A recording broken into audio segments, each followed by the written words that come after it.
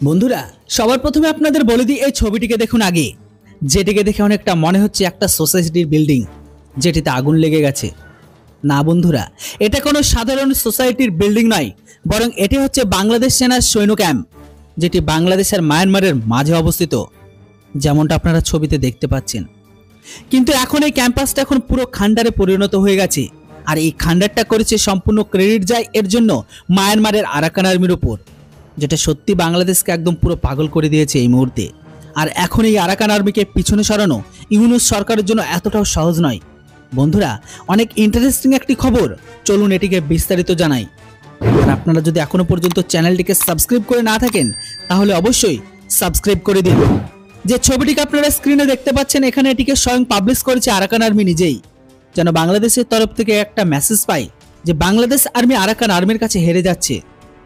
আসলে এটা আপনারা সকলে জানেন যে মায়ানমারের রাখাইন প্রান্তে আরাকান আর্মি ভয়ঙ্করভাবে ঢোকাতে বাংলাদেশের ভূ রাজনীতি ভয়ঙ্করভাবে হিলে রেখে দিয়েছে। মায়ানমারের রাখাইন প্রান্তে কব্জা করার সাথে সাথে আরাকান আর্মি বাংলাদেশের সাথে যুক্ত 270 কিলোমিটার পুরো এলাকাকে নিজেদের নিয়ন্ত্রণে নিয়ে নিয়েছে। আর এই এলাকার যতগুলো বাংলাদেশের পুরো সৈন্য স্ট্রাকচারকে খাড়া করে রেখেছিল, আর সেগুলোকে এখন আরাকান আর্মি সম্পূর্ণ ধ্বংস করে দিচ্ছে। আর এই ছবিটা সেই জায়গার একটা অংশ। এখনো পর্যন্ত আমরা এটা বুঝতে পারিনি যে ভয়ঙ্কর হামলাতে বাংলাদেশের কতটা লোকসান বা বাংলাদেশের কতগুলো সেনা ক্ষতি হয়েছে, কেননা বর্তমান সময়ে অন্তর্বর্তী সরকার ভয়ে এসবকে নিয়ে কোনো কথাবার্তা পর্যন্ত বলেনি। কিন্তু Arakan army chief major general মারাটাইনের দাবি করেছে যে তাদের ফাইটারগুলো যে হামলা করেছে তাতে ভারী পরিমাণে বাংলাদেশের সেনা ঘায়েল হয়েছে। এই হামলাটি ড্রোন থেকে করা হয় তাদের উপর, তাই বাংলাদেশের সেনা বেশিরভাগগুলো পালিয়ে যেতে পারেনি।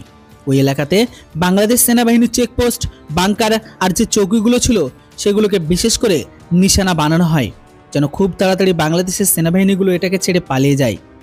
আরাকান আর্মির কমান্ডার অফ চিফের বক্তব্য এটাও আছে যে ভারতের সাথে মিলে এরকম টাইপের মিশনকে তারা করতে চায়। শর্ত শুধু একটাই, যে ভারতের সেনাবাহিনী যেন আমাদেরকে স্বীকার করে বা মান্যতা দেয়। রিপোর্টে তো এটাও বলা হয়েছে আরাকান আর্মি বাংলাদেশের দরজাতে পৌঁছানোর পরে মোহাম্মদ ইউনূসের বিরোধী দলকে থামানোর জন্য কোনো স্টেপ বা পদক্ষেপই পাঠায়নি। মোহাম্মদ ইউনূস সরকার তার দেশের ঘরের ভেতরে পরিস্থিতিকে ঠিক মতন কন্ট্রোল করতে পারেনি। এমতো অবস্থায় সীমানাতে হওয়া হামলাকে নিয়ে তাদের কোনো প্ল্যান নেই। আরাকান আর্মি সোজাসুজি ওয়ার্নিং একটাই, যে তাড়াতাড়ি যদি তারা রাখাইন প্রান্তকে খালি না করে তাহলে তাদের ওপর এরকম টাইপের হামলা হতেই থাকবে, আর বাংলাদেশের ক্যাম্পাস এভাবে জ্বলতেই থাকবে। বন্ধুরা এবার আপনারা বলুন, ভারতের কি উচিত আরাকান আর্মির সাথে মিলে বাংলাদেশকে উচিত শিক্ষা দেওয়া না উচিত নয়? আপনাদের কি মতামত সেটা অবশ্যই কমেন্ট বক্সে লিখে জানান।